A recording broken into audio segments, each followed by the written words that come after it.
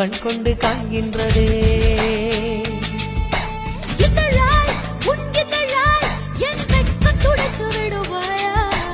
அங்கத்தில் வெட்கங்கள் எங்கெங்கு சொல்வாயா? எங்கெங்கு உண்டு என்று பூவண்டுக்கு சொல்லாதிருக்கான்.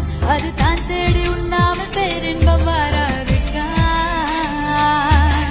இன்பமா பேரின்பமா அது வேண்டுமா?